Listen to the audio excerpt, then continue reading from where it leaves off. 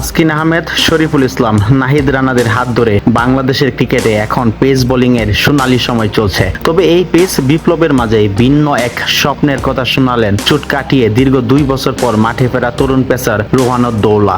জাতীয় দলে ঢোকার তীব্র প্রতিযোগিতাকে স্বাগত জানিয়ে 21 বছর বয়সে ক্রিকেটার বলেন, আপনি হীরা নেবেন নাকি সোনা? অবশ্যই হীরা নেবেন। স্বর্ণযুগ চলার মাঝে আমি হীরা হয়ে প্রমাণ করে দেখিয়ে দিতে চাই।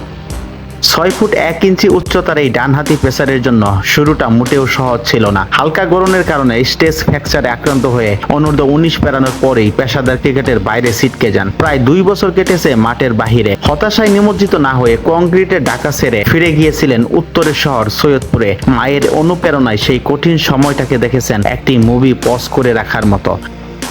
দক্ষিণ আফ্রিকা ইমার্জিং দলের বিপক্ষে 5 উইকেট নিয়ে রীতিমতো চমক দেখান এই পেসার। খেলোয়াড়ি জীবনে ইনজুরি মানে এক বিভীষিকার নাম। দীর্ঘ 2 বছরের সেই কঠিন আর অন্ধকার সময়ে মায়ের একটি কথায় তাকে মুড় ঘুরিয়ে দেয়। মা সান্ত্বনা দিয়ে বলতেন, ধরো তুমি 2 বছর পর ক্রিকেট শুরু করেছ।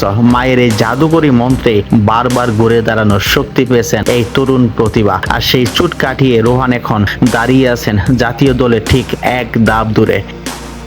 ক্যাপ্টেনিস বল দিয়ে যে ক্রিকেটারের স্বপ্নের শুরু হয়েছিল তা প্রাতিষ্ঠানিক রূপ পায় 6ষ্ঠ শ্রেণীতে ওঠার পর ক্রিকেট একাডেমিতে ভর্তি হওয়ার মাধ্যমে। এরপর বয়সভিত্তিক ক্রিকেটের সিঁড়ি ভেঙে আলু ছড়িয়েছেন বিপিএল এ। ঐতিহ্যবাহী ফ্র্যাঞ্চাইজি কুমিল্লা ভিক্টোরিয়ান্সের হয়ে নিজের সম্ভাবনার জানান দিয়েছিলেন ভালোভাবেই। রোহানের কেরিয়ার এখন আবারও চেনা ছন্দে গতি ফিরে পেয়েছে। সামনেই অপেক্ষা করছে ব্যস্ত সূচি। আসন্ন দক্ষিণ আফ্রিকা সফরে ট্রাই সিরিজে অংশ নেওয়ার পর উড়াল দেবেন অস্ট্রেলিয়ায়, খেলবেন টপ এন্ড টি20 টুর্নামেন্ট। গতি আছে, উচ্চতা আছে, সুইং আছে। বড় এক্স ফ্যাক্টর হলো মানসিক শক্তি। প্রশ্ন একটাই, রোহানউদ্দৌলা কি সত্যি বাংলাদেশে পরবর্তী হীরা হয়ে উঠতে পারবেন? উত্তরটা হয়তো আজ নেই, তবে এই 21 বছর বয়সী তরুণের দিকে আগামী কয়েক বছর চোখ রাখতেই হবে। কারণ রোহান নিজেই বলেছেন, হীরা হতে যা যা করা লাগে সবকিছুর জন্যই প্রস্তুত তিনি। এই লড়াইটা কেবল জাতীয় দলে যাওয়ার জন্য নয়, একজন ক্রিকেটারের নিজেকে হীরা বানানোর লড়াই।